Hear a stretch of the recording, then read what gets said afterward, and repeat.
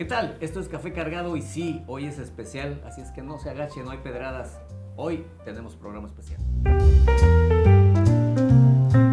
Muy especial. Café Cargado especial, martes 5 de noviembre de 2024, 12:38 mediodía. Y como siempre le damos la bienvenida a Café Cargado, síganos donde quiera, Spotify, Amazon Music, YouTube, TikTok, Tinder. Facebook, en donde quiera, en Tinder no, todavía no estamos en Tinder, pero bueno, estamos, como bien dice Omar, con un invitado de lujo, Tinder también, no. Vamos a la temporada navideña y esto se va a colapsar más, ya traemos un desmadre en la movilidad, hay que decirlo. Abel Guerra Garza, urbanista, ¿esto tiene solución? Sí, pero hay que hacer muchas cosas. Mira, el problema es muy viejo. Desde hace mucho tiempo se han estado planteando soluciones que no se han llevado a cabo. Monterrey es una ciudad que requiere una revolución urbana. Tiene un modelo de desarrollo urbano que data de 1900, con el establecimiento de la fundidora, cuando asume la vocación industrial. Y las reglas de una ciudad industrial en aquel tiempo, por lo rudimentario de los procesos manufactureros, era que estuvieran las viviendas alejadas de la industria y la industria en contra del viento dominante, que era la forma de sacar la contaminación. Eso generó una ciudad donde el centro era lo que llamamos ahora el centro, el primer gran cuadro, era la zona habitacional. Y la vivienda, con la zona habitacional y la industria al norte, porque los vientos aquí son del sur. La ciudad fue tan exitoso el modelo, aunque pocos regiomontanos o nuevoleoneses saben cuál es el origen de Monterrey como ciudad industrial, y nos vamos con la idea de que los regiomontanos vencieron al desierto, que sí hubo una gran aportación, pero fue una idea del gobierno federal. Benito Juárez, ¿no? Benito Juárez fue el del plan, pero lo consolidó en época, se construyó la base que fue el ferrocarril en la época de Porfirio Díaz, y después de la revolución se aplicó. Pero para que creciera la industria aquí, el gobierno federal estableció 3 ciudades piloto para industrializar México, porque era el área de la economía que dominaba los mercados del mundo. Todos los países muchos países estaban en ese proceso, y entonces establecieron Monterrey al norte, Guadalajara al centro y México al sur para satisfacer el mercado. Pero fíjense la visión de Juárez. Monterrey se escogió para que fuera la ciudad que desarrollara la manufactura que demandaba el norte, y para exportar cuando hubiese tratados de libre comercio. Órale. O sea, la vocación de Monterrey actual es una ciudad que se dedica a la logística, pero para lograrlo el gobierno dotó de terrenos a las industrias que vinieran aquí, dotó de infraestructura, y además de la ferroviaria, todas las vías férreas del país van a Monterrey, a Guadalajara y a México, además de haber exentado por 20 años a la industria que se estableciera en esas 3 ciudades. Entonces, bueno, la primer gran industria, todavía no nos lo perdonan los duranguenses como Carrillo, la fundidora estaba en Durango, todavía está, era el taller artesanal más grande del país. Se viene aquí pues porque aquí dan terrenos y porque aquí no va a pagar impuestos. Okay. Y de ahí surge. Y la cementera, dice, perdona, te interrumpo, y la cementera nació en Torreón. Sí, y cuando alguien dice vamos a salirnos de la federación, pues hay que recomendarle que conozca la historia, ¿verdad? Porque luego la violencia, pero estamos hablando de urbanismo, arquitectura. Es que imagínense que fue un eslogan de campaña muy sin embargo, interesante que los nuevoleoneses compraron cuando le debemos el crecimiento a una planeación federal que era muy sencilla de entender. Eso es la federación. Vamos a desarrollar esta ciudad, hacerla rica y autosuficiente, y luego nos pasamos a otra, y luego a otra y otra región, para hacer todo el país progresista, ¿no? El arranque estuvo bien planeado y estuvo bien ejecutado. Excelentemente bien planeado. Y de repente se nos vino el cambio. Bueno, porque fue muy exitoso y ya no se modificó. las reglas cambian. El urbanismo, bueno, en primer lugar es sentido común, pero obedece a la tecnología de la época. Okay. Dicen, ¿por qué las callecitas del centro están muy angostas? Porque no había carros en ese tiempo, güey. Eran carretas, ¿verdad? Entonces, las vías férreas estaban todas fuera de la zona urbana, por ejemplo. La red ferroviaria nacional es impresionantemente bien planeada. Y desde que se concesionaron para que crecieran, no han crecido un centímetro. ¿Cuál sería la industria que vino que empezó el caos atmosférico que tenemos y el caos vial que tenemos? No, yo creo que son varios, ¿no? Pero más que la industria, yo creo que lo que tenemos que ver son las regulaciones, porque hay muchas ciudades industriales en el mundo que no tienen el problema. Bueno, Monterrey es la ciudad más contaminada de México, más que las propias ciudades de México, que hay más industria en México que aquí. ¿En qué momento se puso la cementera? Tremenda contaminación para toda la ciudad, en el centro del área donde todo el mundo vivía. Es que no era el centro en ese momento. Sí, las casas llegaron después que las plantas. Casas llegaron después.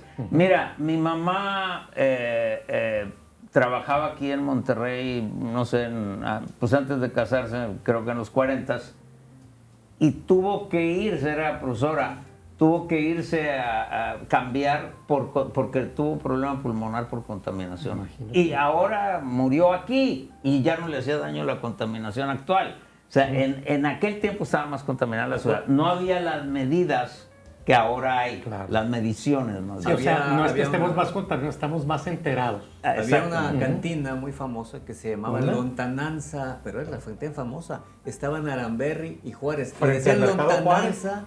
Llegué a ir ahí. Estaban acá en la fregada. Era Lontananza, Aramberri y Juárez. Imagínate dónde estaba la cementera, estaba en la fregada también. Sí. El asunto es que la industria se pone, la zona urbana llegaba hasta Colón. Sí. Y por eso la colonia del norte, la colonia industrial, luego absorbe San Nicolás, Escobedo, Apodaca, va la industria hacia allá. El asunto es que no, y esto tiene muchas implicaciones, no se modificó conforme fue la tecnología avanzando. Ahora la regla es que la industria y la vivienda convivan para arraigar a los trabajadores y evitar la rotación, que es un parámetro de medición de la eficiencia. La industria ya no debe contaminar. Es más, en Monterrey hay pocas industrias manufactureras y es una ciudad que su vocación va más hacia la alta tecnología.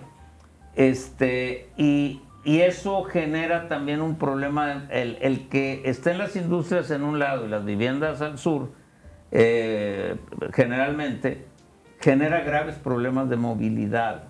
Lo que hay que hacer es, la obligación de todo gobierno es generar ciudades autosuficientes. El fenómeno de la conurbación agrava el problema, pero ya ahorita deben de trabajarse en regiones metropolitanas autosuficientes para que la gente trabaje, se divierta, viva, atienda todas sus necesidades en un solo centro y no tenga tantas demandas de movilidad.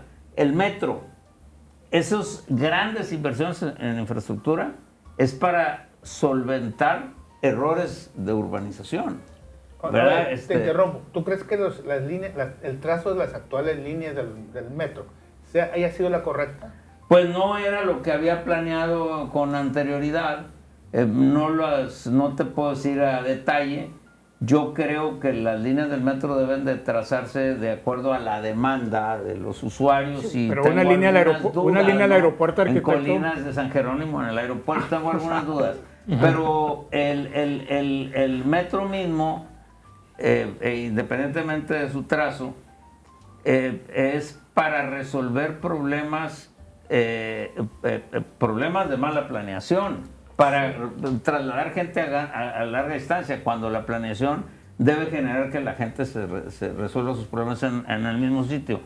Y yo, en lugar de hacer tantas líneas del metro, hubiera utilizado las vías ferroviarias para hacer transportes, camiones pues articulados con llantas adecuadas, porque la ley ferroviaria que me tocó impulsar, que está autorizada desde diciembre del 2014, genera condiciones para sacar la estación ferroviaria, la de carga que está frente a Ciudad Universitaria.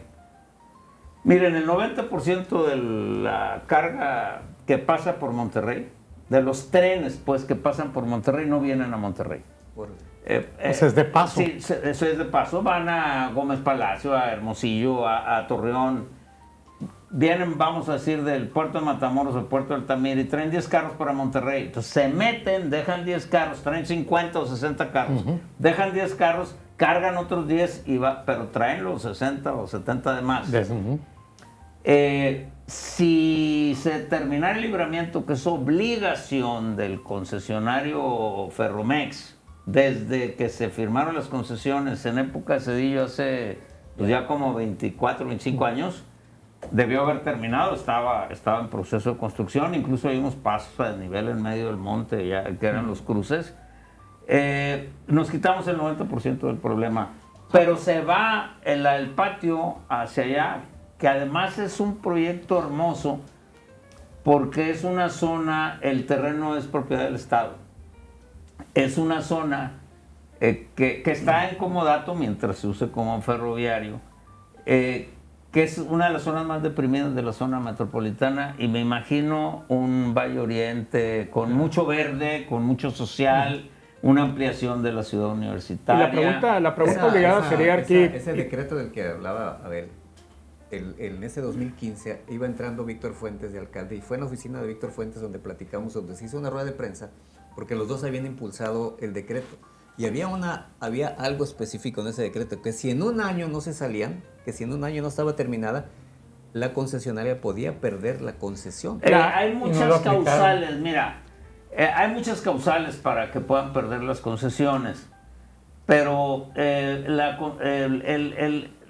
yo inicio con esa ley porque como secretario de Infraestructura del Estado me doy cuenta que pues eso nos evitaría muchos gastos en pasos a desnivel.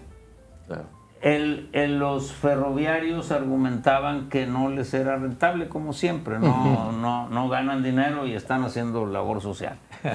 Quiero decirles que México es el único país miembro de la OCDE donde el ferrocarril es más caro que el camión.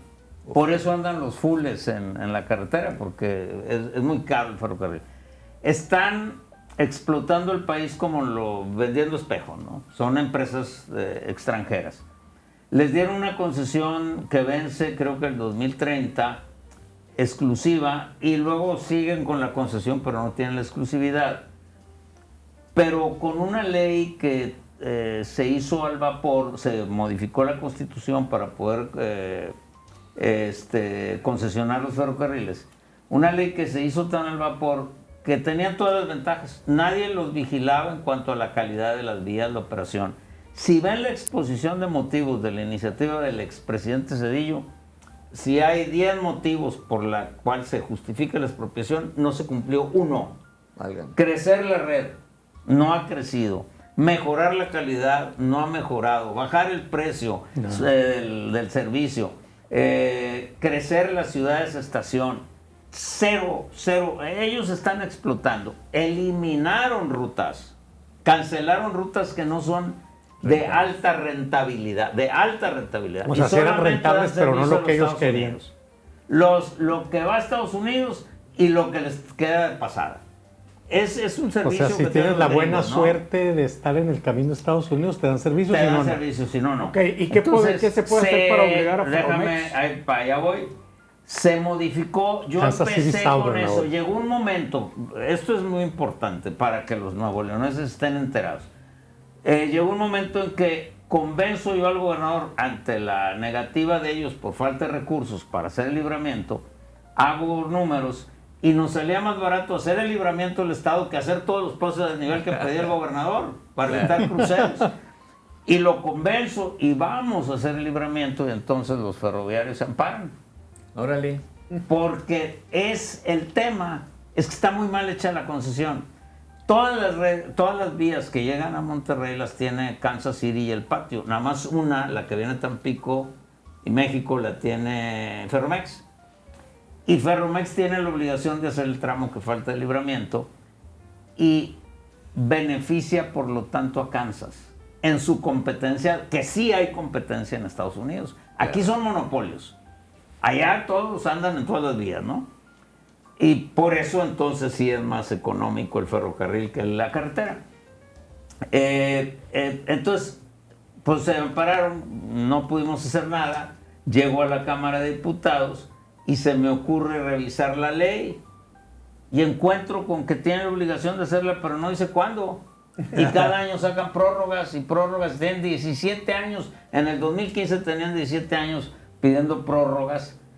Y entonces, bueno, empezamos a hacer una modificación de ley que de pensar en el libramiento Monterrey, luego hay otro libramiento en Nogales, Sonora, hay varios incumplimientos.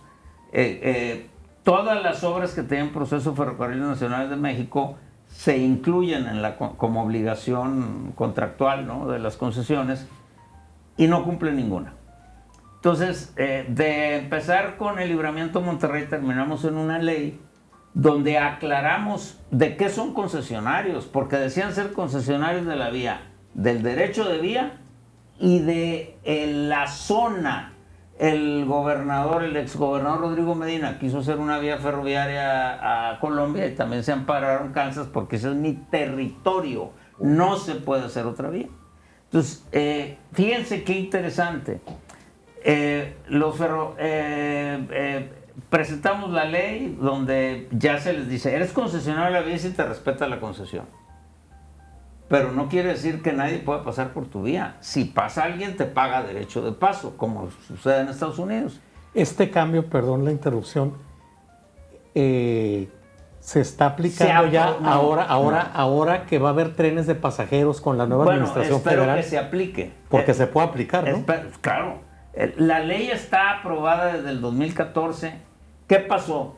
Se le da a la SCT, pero para que me entiendan el concepto, se aprueba la ley en la Cámara de Diputados después de mucha negociación y gestoría. De mi parte, cabildeo con todas las bancadas, fue unánime. Pasa al Senado y el presidente de la Comisión de Comunicaciones del Senado era Lozano, el de Puebla, el Javier Lozano. Javier Lozano Alarcón. Muy bocón y muy sinvergüenza, por cierto. Con pelas de cuello. Bueno, ese cuate fue el subsecretario en época de Cedillo que privatizó. Órale. Y trabaja para ellos. Trabaja para ellos, ¿no? Entonces, a la semana que entró el Senado, entró tan rápido como las reformas de ahora. Lozano llamó a una consulta a la UNAM, al Politécnico, al Colegio de Ingenieros en Transporte, a todos los implicados, los exportadores de granos, la Coparmex, etcétera. Se me hizo muy eficiente, pero también dije, aquí hay gato encerrado. Va un representante de la SCT, Carlos Almada, subsecretario, que era el jefe de la oficina de Cedillo. Fíjate cómo estaba todo el tinglado. Y todos, yo dije, no, pues aquí no llegó el tren, este güey ya cabildeó con la UNAM y el Poli y todo.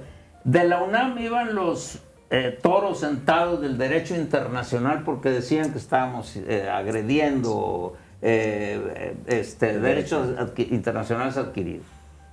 UNAM, Politécnico, transportistas, empresarios, todo el mundo apoyó la ley. Órale. Solamente hubo un ponente en contra, el de la SCT.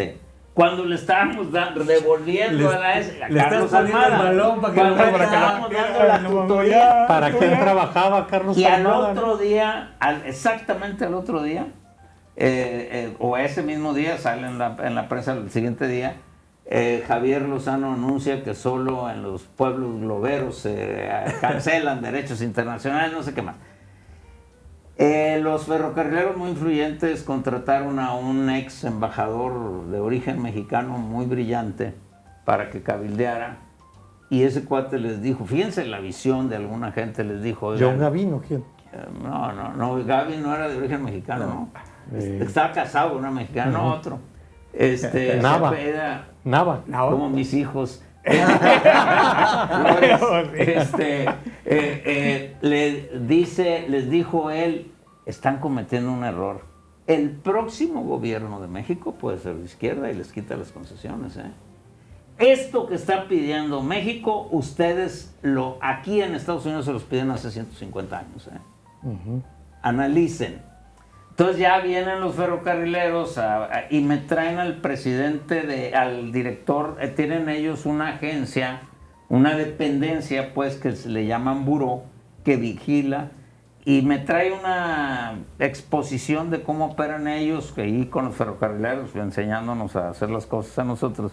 Y cuando terminó le dije, oye, ¿y si eso lo incluimos en la ley? ¿Ustedes están de acuerdo? Y, sí, bueno, pues mañana vienen a firmar porque lo de nosotros es igual eso, o mejor que esto, ¿verdad? Y al otro día ya se firmó la ley, pero de ahí sigue, pues, las cosas raras que pasan en México, las cosas extrañas. Bueno, que en México no son tan extraños, ¿no? Se aprueba la ley en diciembre del 2014, yo terminé en septiembre del 2015, dándole un año con presupuesto, presupuesto en el presupuesto de ese año, a la SCT para que integre el buró y empiece a operar no el buró, aquí se llamaba agencia, la dependencia que ahora ya por primera vez la asigna ya la presidenta actual. Y se pasó el año y no hicieron nada, yo ya terminé, no hubo quien siguiera. Le pedí al diputado Daniel Torres y ahí le hizo la lucha, pero pues como que lo paraban. Y no se publicó hasta una semana antes de que asumiera López Obrador, hasta el 2018 se publicó la ley, finalmente. Y bueno, pues yo creo que ha faltado que el gobierno, no sé, la SCT no se dieron cuenta, los de la SCT federal, y el Estado, que en el caso concreto del Libramiento, pues yo sí se lo comenté en varias ocasiones al exgobernador, incluso todo el proyecto integral de sacarle el patio, de recuperar esas tierras para hacer... Pero sí le entendía, Jaime, esa cosa que le decías tú.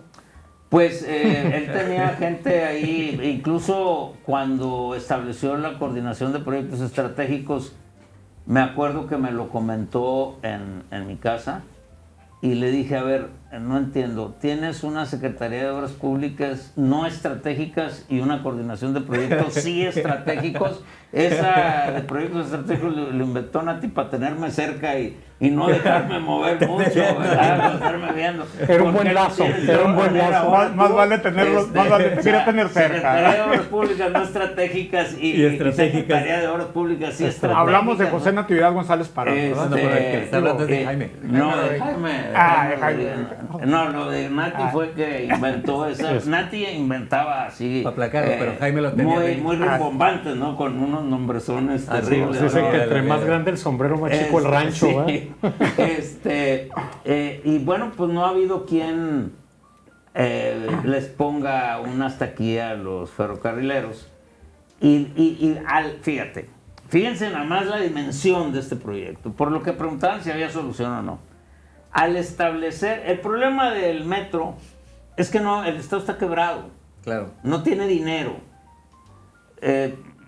Yo no sé cómo vaya a concluir las 3 o 4 líneas que ha comprometido el gobernador, pero espero que tenga la habilidad para conseguir los recursos, pero ya se le fue la mitad del sexenio más, ¿no? Ya va más adelante la mitad y veo muy difícil.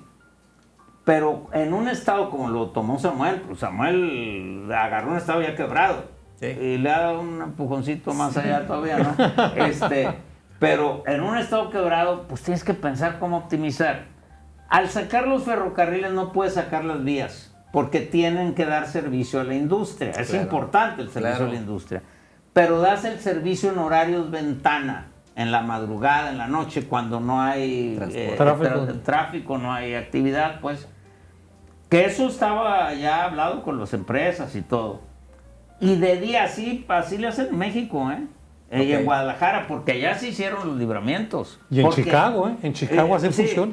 Entonces, en el día la usas para el transporte público de pasajeros, con camiones. Yo no pensaría, pero puede darse vamos, te ahorras toda la infraestructura. No hay un metro autosuficiente en todo el mundo. Ningún metro. Okay. Y es hasta cierto punto entendible porque el metro es una forma que tiene el gobierno de apoyar a los que menos tienen. Claro. Con el transporte, ¿no? Dicen los metreros, no sé de dónde salió esa comparativa. Yo pues me metí mucho en el metro cuando me tocó la ampliación de la segunda línea, que el metro no debe costar más que una Coca-Cola. Esa es la medida, ¿no? Entonces, aquí yo creo que cuesta menos que la Coca-Cola. La tercera parte. No, ni siquiera alcanza para la operación diaria. La infraestructura es imposible. Entonces, tiene que ser recursos estatales en aportación a la gente usuaria del transporte, y Nuevo León ahorita tiene una deuda más o menos del 85-90% de lo que recibe. Cuando yo fui secretario del área de infraestructura, la deuda era el 10% de los ingresos. Lo contrario de ahorita, exactamente lo opuesto. Entonces, y cada vez que iba a pedirle recursos al tesorero me daba una regañada terrible y luego terminaba llorando y me demostraba cómo no había posibilidades por todos los gastos. Y dentro de los gastos así terribles que me señalaba, era el servicio de la deuda cuando la deuda era muy chiquita. Pequeña. Ahorita, Imaginemos ahorita. Ahorita está terrible. Yo quisiera ampliar un poco el tema de ferrocarriles. Dices que la concesión se vence en el 2030. La exclusiva. La exclusividad. La Es decir, exclusividad. vamos a poder rodar ¿Puede más haber días, sorpresas en este sexenio? No, mira, es que ya con la nueva ley se acabó eso. Si vamos a suponer, si Medina hubiera hecho la vía de ferrocarril a Colombia y gana otra empresa, la que tú quieras, hay una empresa que da el servicio allá en Durango, o otra gringa o la que sea, gana Colombia, la agencia esta que ahora ya estableció la doctora Sheinbaum, puede, Cemex, por ejemplo, decir, me están cobrando por encima del precio de mercado el transporte de mi cemento al sur. La Ferromex va a la agencia, se queja, si la agencia demuestra eso, entonces, y Kansas me cobra lo correcto, o la empresa chiquita que da el servicio a Colombia me cobra el precio de mercado, entonces Ferromex tiene la obligación de darle derecho de paso a la tercera empresa. Entonces, el solo hecho de que ya se hayan eliminado los territorios, puede haber nuevas vías férreas, que es lo que está haciendo la doctora Sheinbaum, que compitan entonces sí, y se les quitó, no tienen la exclusividad de la vía, pero sí se les quitó la exclusividad de que solo ellos usan la vía. Es tuya y tú la explotas, pero si tiene que pasar otro, tienes que... Estás obligado a darle las vías Y usándola para transporte urbano, te ahorras, en vez de tener 3 líneas del metro, tienes 10 líneas de metro que te salen a un 10% de lo que estás sin la gastando infraestructura, era lo que quería explicar ahorita. O sea, ya están ahí, ya pásalas. Nomás las vas a confinar si tú quieres, hacer pasos a desniveles, etcétera. Vamos, tienes que hacer alguna infraestructura, pero es infinitamente más barato y pues optimiza. ¿Y el tren suburbano a Saltillo? Es esa, ¿no? A Saltillo. Pues o al de Linares o algo, es pensar en Son las utilizar mismas las vías, vías de las Oye, vías férreas. pero sí, está la solución lógica, la vemos todos lógica. El sentido común. Pues es que tiene que cumplirse esa ley ¿Qué va a primero. pasar si ahorita no han podido resolver un problema? Todavía pagaron camiones que no han llegado, o camiones que Eso- quedan atorados en los charcos. Eso es muy interesante, mira. Creo que hay aquí una mala información porque son cosas muy especializadas. Y yo no me considero especializado, pero tuve la oportunidad de ser, de recibir la Secretaría de Transporte. Yo era secretario de Infraestructura y Transporte. Y luego descentralicé, pero quedé como presidente del consejo. Había una especie de consejo, ¿no? Y pues tengo toda la información. En el 2003 que yo recibí la Secretaría de Transporte eran 5.500 camiones, con 4 millones de habitantes en la zona metropolitana. Ahorita somos 5 millones y hay 2.000 camiones. Ya nomás. Si dicen que van a comprar 2.500 camiones, no solucionan nada. Estarían llegando a la flotilla hace 20 años con esa. 7.000 camiones para que resuelva. Bueno, necesita haber 7,000 camiones para que esté el servicio igual que el 2003. Como estaba el 2003. Comparable. O sea, ahorita estamos a la mitad y con lo que compren estaremos igual que hace 20 años. Con la faramaya de que son 2,500 camiones, la gente cree que ya se va a resolver. No, estamos muy lejos. Porque quebraron todos los camioneros por situaciones muy populistas, ajenas al interés social que está pagando ahora la comunidad. Por no subirles un peso, ahora pagan 50, 60 pesos más de transporte porque tiene que ser ese. Raza de a pie. Oigan lo que está diciendo una persona con lógica. No, olvídense, vamos a tener que seguir colas y colas en las esquinas esperando un camión que nunca va a llegar. Ahorita hablabas acerca del crecimiento, esto precisamente. Se debe permitir, es decir, creo que Monterrey, el área metropolitana, ha crecido de una manera bárbara. 6 millones. ¿En algún momento deben de poner restricciones para el crecimiento, para decir aquí? Esa es la planeación, Omar, que decía del gobierno federal. Destino mis recursos en esta zona para que desarrolle, sean ricos y autosuficientes, y luego me voy a otra. Tipo gringo, hombre, pues si no están inventando nada.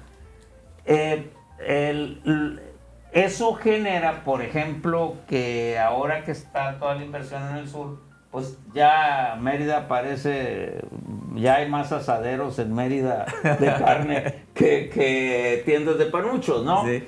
Porque ya se fue mucha gente allá. Entonces hay que generar desarrollo económico en diversos lados para controlar el crecimiento de la ciudad.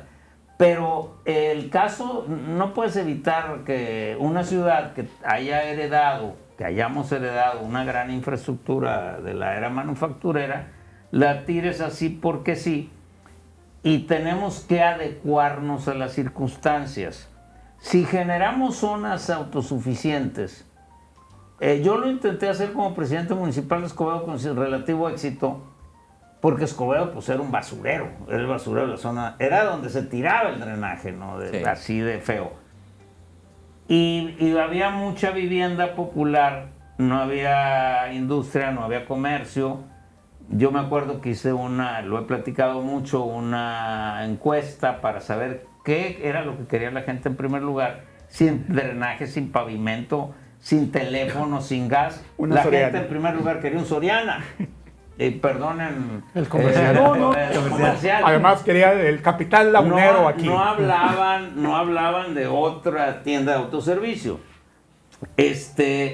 Lo que quiere decir es que la gente necesita resolver todas sus necesidades, pero les doy un dato que es muy interesante.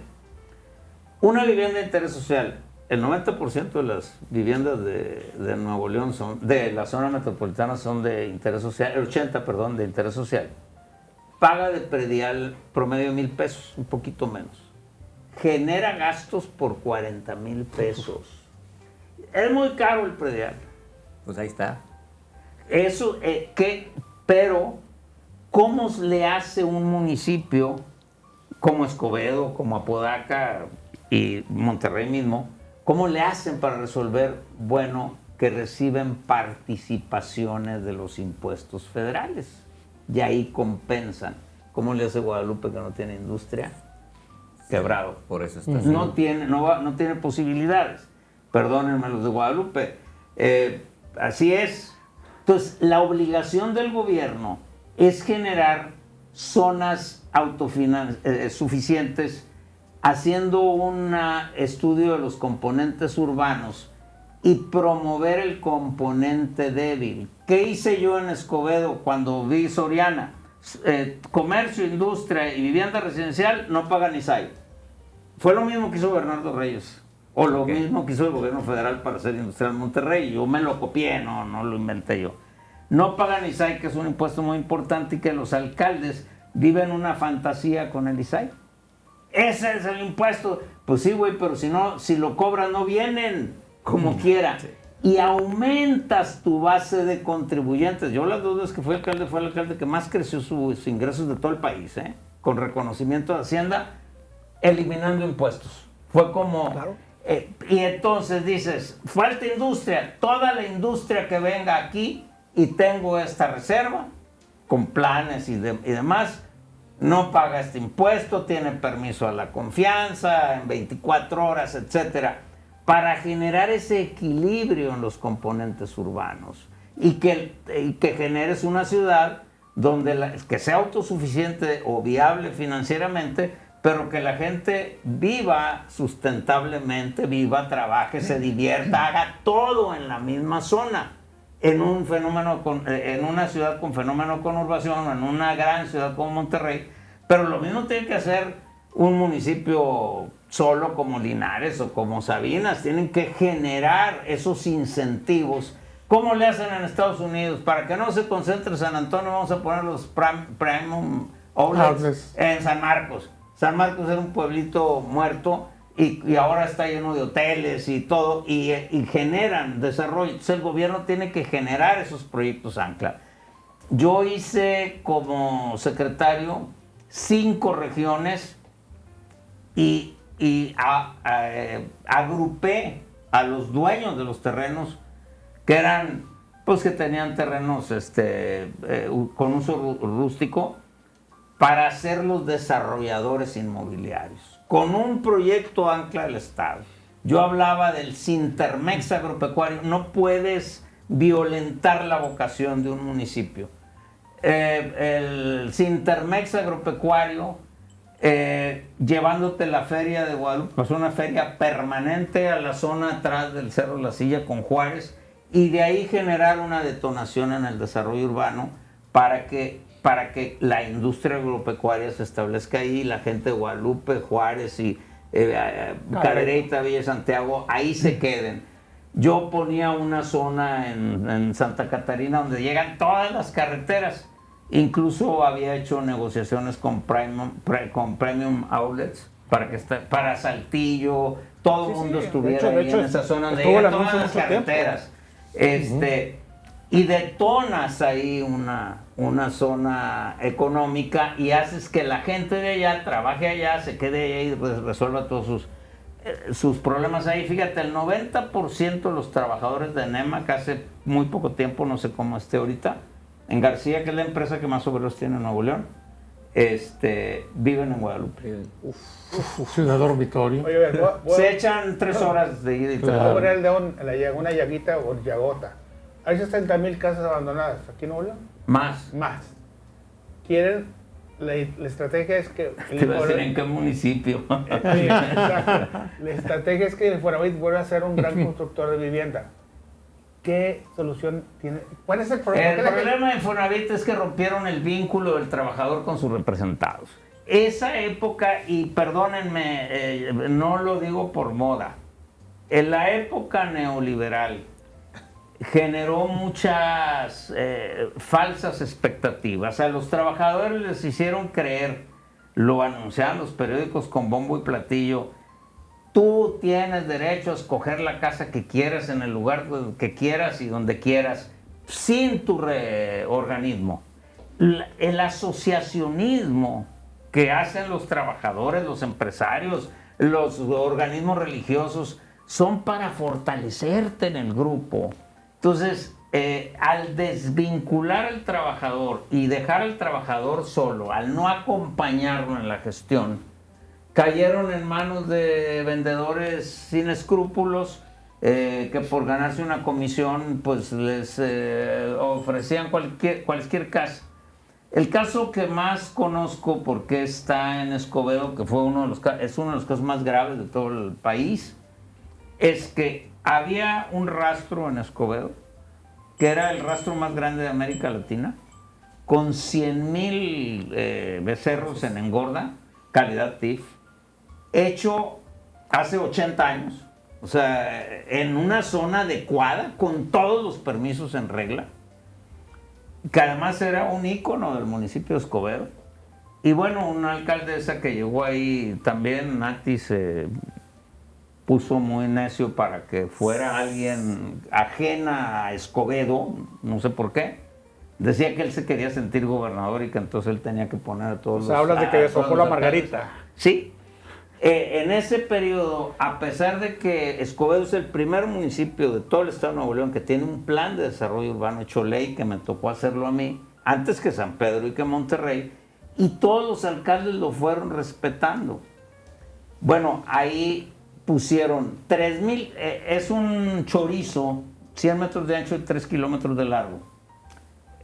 Donde están los corrales, llegan del agostadero los becerros, ponen el primer corral, no se pueden mover para que la carne no esté dura, y los van pasando y arriba está el matadero. Otro terreno igualito, flanqueando con una tela de malla de división, pusieron 3,000 casas de un lado y 3,000 casas de otro. Ibas y veías a todos los niños con conjuntivitis. Clara era alcaldesa, llegaba a la casa porque se la pasaba mucho ahí con los vecinos, por solidaridad, por ir. Y yo me daba cuenta que venía el rastro. Y había trabajadores que los corrían de su trabajo porque olían mal. Un becerro contamina más que un carro encendido y parado. Y eran 100,000. Y le pusieron 3,000 casas de un lado, 3,000 casas del otro. ¿Por qué llegó la gente ahí? Yo varias veces pregunté ahí a la gente, ¿y por qué compraste? Si tú tienes libertad de comprar. No, me llegaron a la casa y me dijeron, ahí te toca. Porque perdieron la protección de su organización. Perdieron el acompañamiento. Desvincularon los organismos que integran las 3 partes del Infonavit, que son trabajadores a través de sus representantes, empresarios, a través de la Coparmex, de la CAINTRA, de los organismos que conocemos. Ya los trabajadores no tenían quien los representara y entonces los vendedores pues les arman. Hicieron su agosto. Les arman unas perspectivas, como les decía ahorita, con cielo azul, árboles verdes y un Mercedes-Benz en la cochera, y iban, esto te toca. Pues, ¿cuándo va a ir un trabajador que se levanta a las 5 de la mañana y llega a su casa bien cansado a las 9 de la noche? ¿Cuándo va a andar buscando casa? ¿Eso se puede revertir? Debería de revertirse. ¿Tú crees que con el gobierno federal se vaya a... Yo tenía muchas expectativas en el gobierno pasado porque pues es un gobierno de corte social. No sucedió. Espero que... a ver, el objetivo del capitalismo social. El capitalismo social es el modelo en el que vivimos, ¿no? El estado de bienestar es un modelo económico de capitalismo social que se implementa en los Estados Unidos de Norteamérica. Primero el país que lo usa son los Estados Unidos. Pero luego lo abandonaron, ¿no? El verdadero Bueno, sí, porque es un proceso que fue creciendo. Los países nórdicos lo siguen aplicando. Lo siguen aplicando. Pero tiene su origen en Inglaterra, un inglés que lo aplica Roosevelt en Estados Unidos.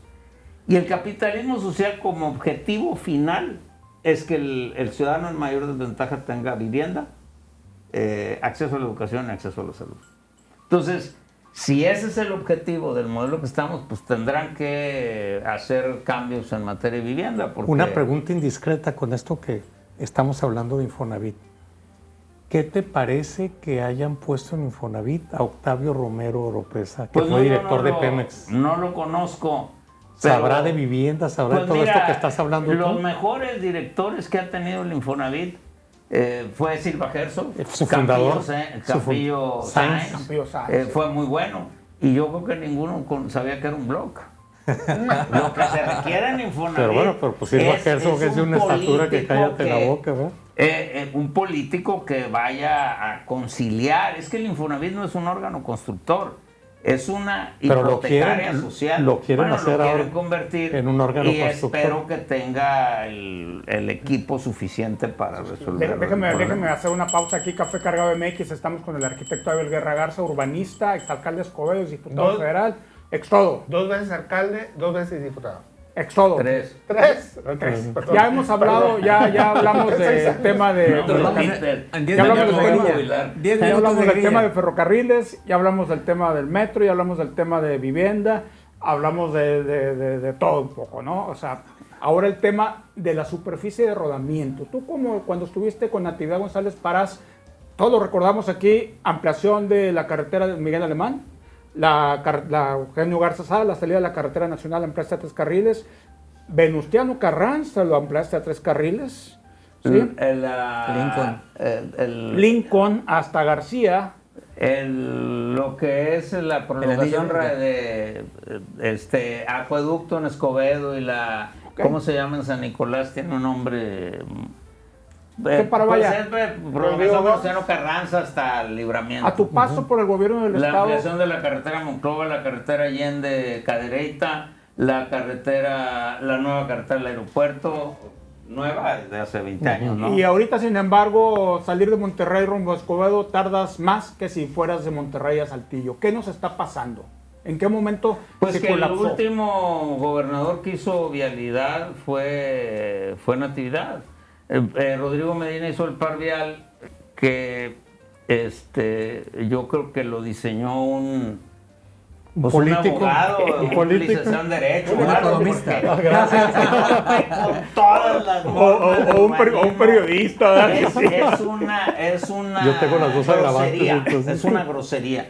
Y no aumentó un solo carril. Son los mismos carriles, nomás unos para allá y otros No, para y se acá. redujeron aparte. Pero Hasta se en redujeron, algunos ¿no? lados se redujeron. Y además dejaron unas barreras que ya ha provocado accidentes muy serios, que nadie los ha considerado, unas barreras en medio.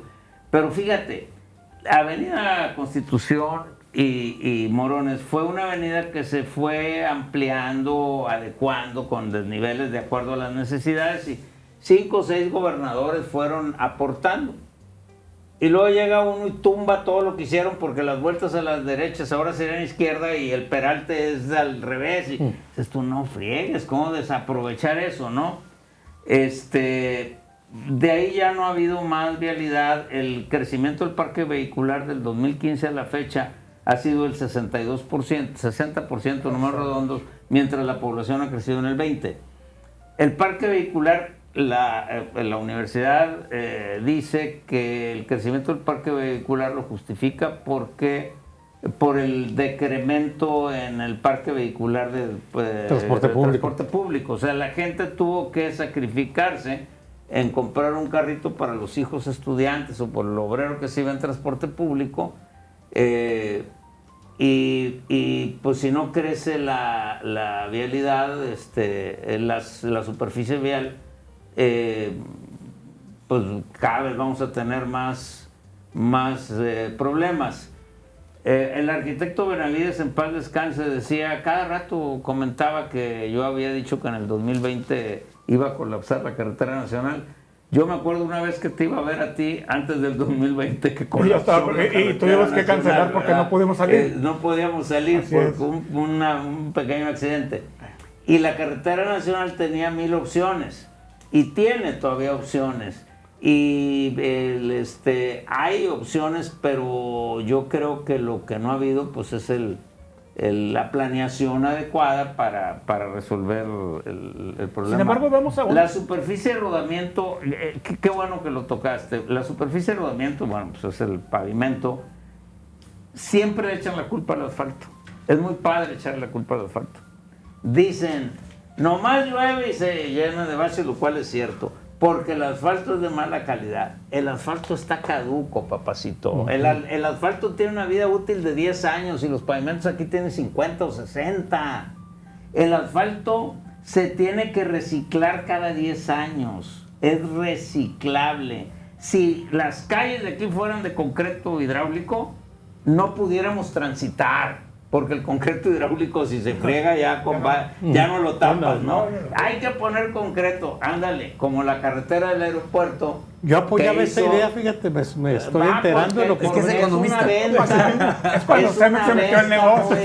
Se metió al negocio. La mercadotecnia se ha venido muy duro con eso. Fíjate, a mí me vendieron esa idea. Por favor, a todo el mundo, por favor, vean la carretera del aeropuerto, la nueva.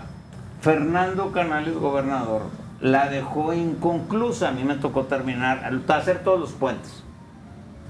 ¿En qué año salió Fernando Canales? 2003. Hace un año la tuvieron que levantar ya. 21 de concreto. Años. Y era de concreto. Era de concreto. Vean la autopista Querétaro, no, la de Querétaro, México-Querétaro. La más transitada del país. Cagadal. No. Caes en un bache y dejas la suspensión, hombre. ¿Cuándo han visto una calle de concreto en Estados Unidos o en Alemania? No, en Alemania. Claro que no, pero cada 10 años pasa una maquinita recicladora, se come el asfalto y lo pone nuevo con un 25% del costo. Nada. Pero luego hacemos negocio, ¿no? O sea, pero tampoco es negocio. Es que dicen que se pone el asfalto, digo, se ha generado esa idea, yo creo que equivocada por razones de mercadotecnia, que el asfalto lo ponen de mala calidad. No, es que a lo mejor en algunos casos se da, pero el asfalto tiene 10 años de vida. Si ya la calle tiene más de 10 años, es como las comidas. Hay que reciclarlo. Las latas, si caducan ya no te la comas, ¿verdad? Bueno, eso es lo que pasa con las calles. Ya está caducado. Casi en el Día de los Muertos acabamos de sepultar un mito del concreto. El mito, fregado. sí, claro. El problema es que si siguen poniendo alcaldes, digo, gobernadores, desde una empresa muy famosa de aquí. ¿De Cemex dice usted o quién? Por ejemplo. Arriba los tigres, aunque se enojen aquí los tigres. Pero bueno, es que nos hemos llenado Pues lo de siguen paradigmas haciendo. en ese sentido, ¿no? O sea, llegamos a creer que el concreto hidráulico era la solución y no hubo en ese momento voces y lo Es que dices si es dices cierto. eso te matan en la Claro. calle. Si estás Una hablando vez en la soga en casa del Durango, ahorcado. Iba yo con Manlio Fabio Ajá. y llegamos a un fraccionamiento que me tocó hacer a mí de concreto y dice Manlio, mira todo lo que ha durado, porque ese era muy viejo. Y le dije, fíjate que yo no estoy de acuerdo por esto, güey. Y casi me mata cuando le dije que el concreto él fue gobernador. O sea, se creó ese mito. Es un mito. Pero yo a todo el mundo le digo, chequen en Estados Unidos a ver si encuentran una Muertes calle sepultadas. de Muertes concreto. De concreto. No hay. ¿no? Estamos hablando de que desde Algo hace... dice. El asfalto es plástico para que se adapte a la suspensión de los automóviles. Tenemos 9 años que Nuevo León está a la deriva. 6 de Jaime Rodríguez y 3 de Samuel Alejandro García Pues a Sepúlveda. mí se me hace que te estás yendo muy corto. Yo le sumaría otros 6. Ok. ¿Qué va a pasar con Nuevo León? Ya en el tema político aquí. No podemos dejar de preguntarte eso. O sea, este es un programa Pues yo político. espero ¿no? que- Nos castigaría el auditorio, ¿verdad? Si no, Yo- te preguntamos. Tuvieron a Abel Guerra y no le Y lo preguntaron dejaron de ir, política. ¿verdad? Yo creo que vivimos una novatez en democracia. Bueno, pues la primera elección democrática que se ves da muy en el benigna. país Pero una novatez que fue nos en cuesta muy cara, ¿no? 1997, ¿no? Ujú. Aquí en Nuevo León Cuando ganó se Cuauhtémoc estrenó Cárdenas. el IFE, ¿no? Cuando ganó Canales. Sí. Canales. Ah, bueno, Las ya. leyes electorales siempre se aplican en elecciones intermedias para no poner en riesgo la presidencial. Ah, claro, pero la del 97, pues Cuauhtémoc Cárdenas llegó a jefe de gobierno. Sí, y Canales aquí. Ujú. Y en el 2000, bueno, llega Fox. Ujú. Y creo que esa situación pues tendrá que hacer que los ciudadanos vayamos enterándonos. Miren, ¿quién creen ustedes que ha sido el alcalde de Nuevo León que más deuda porcentual ha generado su municipio? Jaime Rodríguez Calderón. ¿De verdad? Y de ahí pasó a ser gobernador. Y hay quien dice, es que no sabíamos. Pues es que para votar tienes que saberle, cabrón. Pues lee Claro. la historia. Pues en la era del conocimiento, todo lo que quieras te lo dice Google. Pues Samuel va a llegar a ser presidente de la ONU. De Nuevo León. No, Entonces- sin embargo, ¿tú crees que Nuevo León, en serio, sí hemos cometido? Y sí es cierto, bueno. me quedé corto, yo creo que desde Hay Rodrigo un Medina, presidente- sí, llevamos 20 años. o sea. mexicano que dice que Nuevo León tiene los mejores profesionistas, los mejores obreros, los mejores maestros, las mejores universidades, hospitales. Ah, pero no son muy buenos para elegir gobernantes. No. Irónicamente, Pues, aunque, ¿no? digo, Un aunque expresidente. nos duela aceptarlo, es Este, cierto. O sea, estamos muy mediditos en nuestra capacidad. O sea, No, bueno, pues yo me quedaba sorprendido porque como ustedes saben, Jaime y yo somos amigos, compadres desde hace muchos años. Pero yo no acepté participar en él, a pesar de que me invitó a ser su coordinador de campaña porque lo conocía demasiado bien. Y mucha gente que lo conoció por mí, sobre todo empresarios de alto nivel, me decían, vamos con Jaime, y yo, no, pues yo no, me disculpaba con educación, ¿no? Ujú. Sin tratar de insultar o ofender a nadie. Y cuando les decía, no, es que yo creo que falta preparación y terminaban diciendo, no le hace que nos lleve la fregada, pero vamos Oye, con él. Y era Se de la cumplió. gente, ¿sabes que tuvo el 90% de la votación en San Pedro? San Pedro ganó. Dicen que la gente de Morena son los más ignorantes. Pues en San Pedro Jaime sacó el 90% de la voz. Más que Mauricio en su mejor campaña. De veras. Aplicaste lo de don Raúl Caballero que te dijo, mejor no se me acerque porque si se gotean las casas va a ser culpa mía. Así con Jaime dijiste, no, ahí ustedes elijan. Le digo que De veras, si se gotea, si se de veras gotea. que la gente de Nuevo León, con todo respeto, no hemos aprendido a analizar y prever. Sabíamos que algunos gobernadores nunca en su vida han manejado ni un estanquillo fregado. Pero fíjate nunca, que- y los pusimos de gobernadores. Que es que aparte había políticos más de carrera, el oficio político, es decir, yo creo que hemos tenido malos gobernantes en el pasado también, pero como que la política se ejercía diferente, sí le podías decir, oye, aquí la estás... Se generaron mitos, Omar, que nos han hecho mucho daño. Yo me acuerdo que la gente decía aquí, el pan de todos los días es que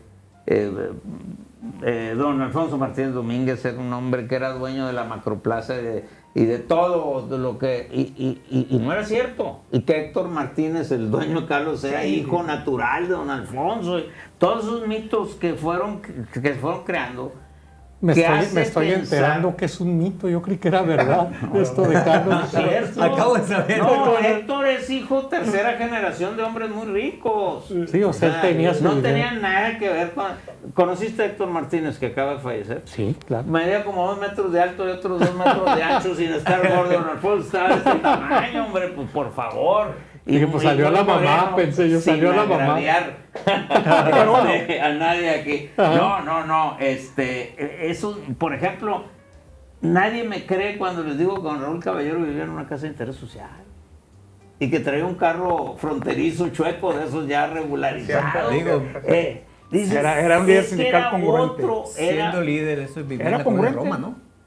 Sí, una vez me invitaron hace muy poco, cuando llegó López Obrador a la presidencia, a un evento de la Coparmex, con un ideólogo en el Casino Industriales de México, y el ideólogo empezó diciendo, hace 2 años les dije yo aquí que el próximo presidente de México iba a ser López Obrador, y casi me matan y me dicen que no lo van a dejar llegar y no sé qué más. Y ya está. Vamos a analizar entonces ahora qué vamos a hacer. Por lo pronto, aquí debemos de entender que hay gente que tiene como todos, casi todos los que estamos aquí, si no es que todos, tenemos como objetivo en la vida hacer dinero. Bueno, hay gente que no tiene ese objetivo. Y eso entiéndalo. Y este señor es de eso. Él tiene otro interés. Hay gente que le interesa el arte, la cultura, etc. Y vimos... Y bueno, ahí les dijo, va, la oportunidad de ustedes, porque ya no va a haber empresas seccionales. Y pregúntenle a los empresarios de Monterrey cómo les fue en este sexenio. Todos andan felices. En este que pasó. Entonces, de repente se vio la política como un elemento para hacer dinero. Y a eso No es para eso. Y esto, la política, vista así, pues nos ha generado una serie de problemas Nos serios. quedan 3 años. ¿Tú crees que la presidenta con A, como le decimos lo del ala radical, porque allá le dicen presidente, acá nosotros decimos presidente. Lo que dice la gramática nomás. Sí, claro. No hay presidentas porque no hay presidentes. A ver, ¿verdad? a ver. Omar dice lo que dice la gramática y usted dice Nosotros lo que decimos lo dice que es la políticamente revolución. Bien dicho. políticamente Bien correcto. dicho. ¿Ah? Que sí. Ok, ¿tú crees que la presidenta tenga ánimo en estos 3 últimos años que ya va de bajada el gobernador Samuel Alejandro García Sepúlveda? ¿O de plano Nuevo León va a seguir al garete?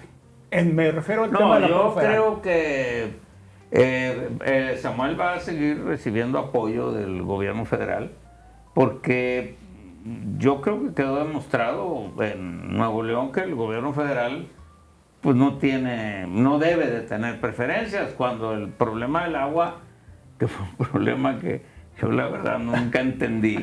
No, nadie, ni nosotros. Porque, a ver, había desde el proyecto original, que el proyecto del Monterrey 1, 2, 3, 4, se generó con don Alfonso Martínez Domínguez, cuando empezó Cerro Prieto, que fue el Monterrey 1.